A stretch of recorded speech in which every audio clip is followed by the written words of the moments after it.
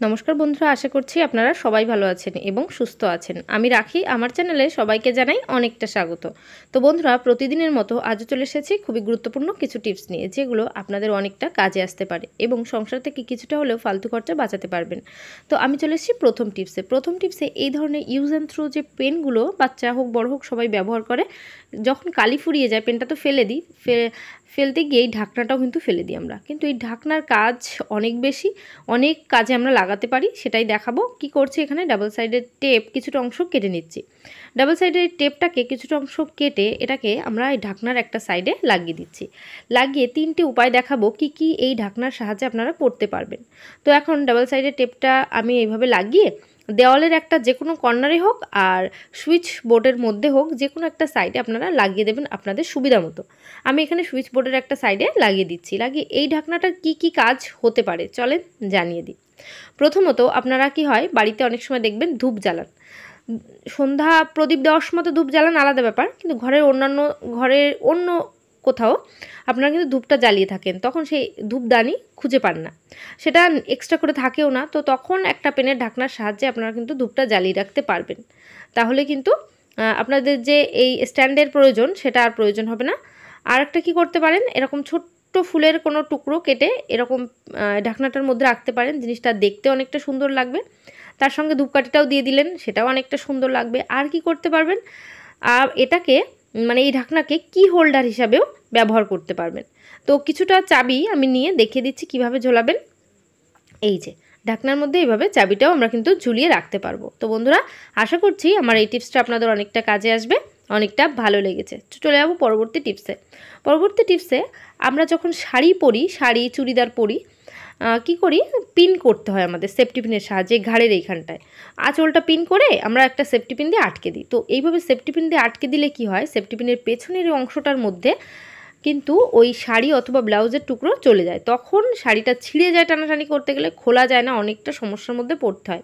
আমরা অনেকে অনেক ধরনের ট্রিক অ্যাপ্লাই করি, সেফটি পিনের মধ্যে কাগজ, পুঁথি, নানান কিছু দিয়ে থাকি। তো আজ একেবারে অন্যরকম একটা টিপস শেয়ার করব। সেফটি পিনের মধ্যে কি করবেন যার ফলে কাপড় এর মধ্যে ঢুকবে না। আমাদের মেয়েদের কাছে, প্রত্যেকটা মেয়ের কাছে কিন্তু নেল পলিশ থাকে। তো সেই নেল পলিশটার সাহায্যেই কিন্তু কাপড় সেফটি পিনের মধ্যে যে ফেসে যাচ্ছে সেটা আটকাতে পারবেন। সেফটি পিনের পেছনের যে দিকটায় আটকে যায়, এখানে ভালো করে নেল পলিশ লাগিয়ে দেবেন। নেল পলিশ এইভাবে লাগিয়ে এটাকে কিন্তু শুকাতে দিতে হবে 10 থেকে 15 মিনিটের জন্য। আপনারা এটা শুকিয়ে নেবেন, একেবারে যখন শুকিয়ে যাবেন তখনই এটা ব্যবহার করবেন। আমি যেহেতু ভিডিও করছি, আমি 5 মিনিট পরেই আপনাদের দেখিয়ে দিচ্ছি। তো এখন এটা পাশে রেখে দেব। রাখার পর একেবারে শুকিয়ে যখন যাবে তখন আমি নিয়ে আসছি। যে শুকিয়ে গেছে, এই পর্যায়ে আমি কিন্তু এটাকে কি করব, কাপড়ের মধ্যে যখন কাপড় পিন করব, এইভাবে পিন করে দিলাম। পিন করে দিলে না, এই নিচের যে অংশ সেফটি যে একটা নীল পলিশের প্রলেপ আছে, যার ফলে ওখানে কিন্তু কাপড় কখনোই ঢুকবে না, আর কাপড়টা খুব সুন্দরভাবে এখানে সেট হয়ে থাকবে। আশা করছি বন্ধুরা আমার এই টিপসটা অনেকটা কাজে আসবে। ভালো লাগলে অবশ্যই কমেন্ট করতে একদম ভুলবেন না। চলে এসেছি পরবর্তী টিপসে। বাড়িতে দেখবেন অনেক টাইপসের মোজা থাকে, মানে ছোট বড়, স্কুল মোজা, শীতে যে মোজাগুলো পরি সেই মোজা, অফিসে যায় সেই মোজা, তো নানান ধরনের মোজা থাকে। তো অনেক মোজা হওয়ার কারণে আমরা কিন্তু গুছিয়ে রাখতে পারি না। দেখবেন এখানে ওখানে হারিয়ে যাচ্ছে, একটা পাচ্ছি তো একটা পাচ্ছি না, অনেকটা সমস্যার মধ্যে পড়তে হয়। তো আমরা কি করতে পারি, একটা বড় সেফটি পিনের মধ্যে এইভাবে মোজাগুলোকে কিন্তু গেঁথে রাখতে পারি। মানে একটা মোজা এইভাবে সেফটি পিনের মধ্যে, বড় সেফটি পিন নেবেন, তাহলে অনেকটা জায়গা থাকবে। এইভাবে সেফটি পিনের মধ্যে কিন্তু মোজাগুলোকে সেট করে রাখতে পারবেন, তাহলে মোজা হারিয়েও যাবে না। আপনাদের যখন প্রয়োজন হবে সেফটি পিনটা খুলে এখান থেকে যে মোজা জোড়াটা প্রয়োজন সেটা আপনারা নিয়ে আপনাদের কাজ মেটাতে পারেন।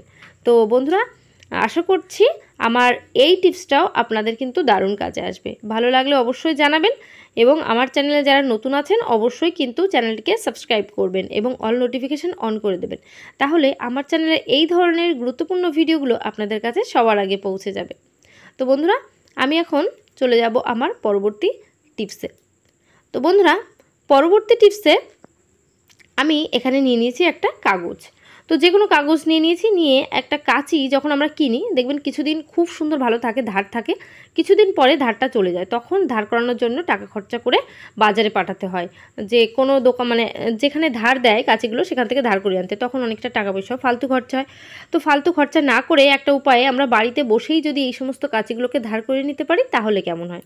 তো আমাদের প্রত্যেকের বাড়িতেই কিন্তু মেয়েদের কাছে নেল পলিশ থাকে। তো এই যে নেল পলিশগুলো এর পেছন দিকের অংশে কিন্তু ধার থাকে, এই যে ধার, এই ধার জাতীয় জায়গা দিয়ে যদি আমরা এইভাবে কাঁচির মধ্যে ঘষতে থাকি ধারের জায়গাটায়, তাহলে কিন্তু খুব সুন্দর ধার হয়ে যাবে। যে আমরা কাঁচিটা বাদ দিয়ে ফেলে দিচ্ছিলাম কিংবা আবার টাকা খরচা করে বাজারে ধার দিতে নিয়ে যাচ্ছিলাম, সেগুলো করতে হবে না। এভাবে একটু নেল পলিশের পেছনের অংশটা ঘষে নেবেন, ঘষে নিলেই আপনাদের কাঁচিগুলো কিন্তু খুব সুন্দর ধার হয়ে যাবে। এবার আপনাদের কাগজটা কেটে আমি দেখিয়ে দিচ্ছি। এই যে দেখতে পাচ্ছেন কাগজটা 1 সেকেন্ডের মধ্যে কিন্তু অনেকটা সুন্দর ধার হয়ে গেছে। তো আপনাদের কাছে যত দামি যত কম দামের কাছে থাকুক না কেন, ধার চলে গেলে আপনারা চিন্তা করবেন না, ফালতু টাকা পয়সা খরচাও করতে হবে না। আশা করছি আমার এই টিপসটা আপনাদের অনেকটা কাজে আসবে, অনেকটা ভালো লেগেছে। তো চলে যাব পরবর্তী টিপসে। পরবর্তী টিপসে আমরা যখন বেড কভারগুলো পাতি না, এই যে যে চাদরগুলো আমরা পাচ্ছি, তো এই বেড কভারগুলো দেখবেন বেডের উপর সুন্দর করে সেট করে রাখলেও থাকে না। বাড়িতে যদি ছোটো বাচ্চা থাকে তারা কিন্তু বেড কভারটা টানতে থাকে, এদিক ওদিক উল্টাতে থাকে। আর সবথেকে বড় যে সমস্যা, এই যে বেডের সাইড থেকে এই জায়গা থেকে কিন্তু উঠে আসে। তো এই জায়গাটা এতটা অল্প আমরা হাত দিয়ে কিন্তু ঢোকাতে পারি না, তখন একটা চিরুনির ব্যবহার করবেন। তো চিরুনি নতুন পুরনো কিছুই দেখতে হবে না, যে কোনো একটা চিরুনি হলেই হলো। তো ওই চিরুনিটার সাহায্যে আপনারা কিন্তু বেডের একটা সাইডে এই যে বেড কভারগুলো যে গুটিয়ে গেছে, মানে একটা জায়গায় দলা পাকিয়ে যাচ্ছে, তো সেটাকে কিন্তু টাইট করে নিতে পারেন। এইভাবে চিরুনির সাহায্যেই ঢুকিয়ে দেবেন। চিরুনির সাহায্যে ঢুকিয়ে দিলে আপনাদের বেড কভারটা কিন্তু খুব সুন্দর টানটান হয়ে যাবে, সেটা দেখতেও ভালো লাগবে আর ব্যবহার করতে তো অবশ্যই ভালো লাগবে। তো এইভাবে একটু একটু করে টেনে নেবেন। হ্যাঁ, এই যে আমি দেখাচ্ছি যেভাবে, একইভাবে টেনে নেবেন আর এইভাবে চিরুনির সাহায্যে ভেতরে ঢুকিয়ে দেবেন, তাহলেই কিন্তু আপনাদের বেড কভারটা দেখতে একদম দুর্দান্ত লাগবে, কোনো সমস্যা হবে না। যে বাচ্চারা থাকলেও একটু তো সমস্যা হবে, যে বেড কভারগুলো গুটিয়ে যায়, ঝুলে যায়, সেসব দিকে একটু লক্ষ্য রাখবেন, তাহলে এই পদ্ধতির মাধ্যমে আপনাদের বেড কভারটা টান টান থাকবে, দেখতে খারাপও লাগবে না। তো বন্ধুরা, আশা করব আমার এই টিপসটা আপনাদের অনেকটা কাজে আসবে এবং অনেকটা ভালো লেগেছে। যদি খুব ভালো লাগে পরিবারের সবার সঙ্গে শেয়ার করবেন এবং বন্ধুদের সঙ্গে শেয়ার করতে ভুলবেন না। তো বন্ধুরা, আজকের ভিডিও আমি এখানে শেষ করছি। সবাই ভালো থাকবেন, সুস্থ থাকবেন, আর নেক্সট ভিডিওয় অবশ্যই আপনাদের সঙ্গে দেখা হবে। তো পুরনো একটা চিরুনির কামাল আপনারা দেখতেই পেলেন। তো আজকের মতো বাই, টাটা।